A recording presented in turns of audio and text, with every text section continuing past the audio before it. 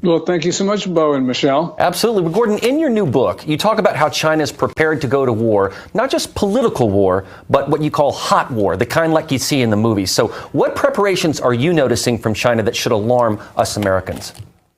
Well, China is involved in the biggest and fastest military buildup since the Second World War.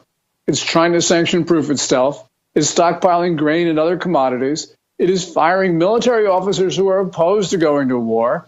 It's surveying the U.S. for nuclear weapon strikes.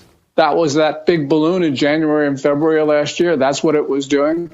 But it's also mobilizing China's civilians for battle, which means that this is total society mobilization, not just the military.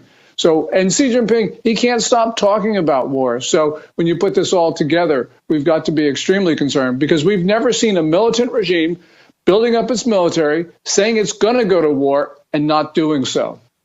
Well, you also claim that China is prepared to go to war with America in every facet of society from the inside. I actually read a book on this, Attacking the Underbelly. That's something that's extremely important. That also could explain the massive amounts of fentanyl that are being produced and then carried across our border. That's already in play. But where are some of the other vulnerable elements of society where you expect China to attack next? You mentioned nuclear, which is extremely frightening.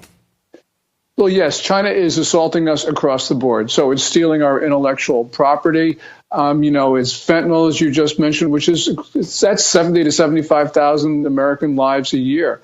There's political warfare. They're trying to determine the elections results. It's just everywhere. But we also know that China right now is prepared to kill Americans. We know this because, for instance, in the South China Sea, it is risking war with the Philippines.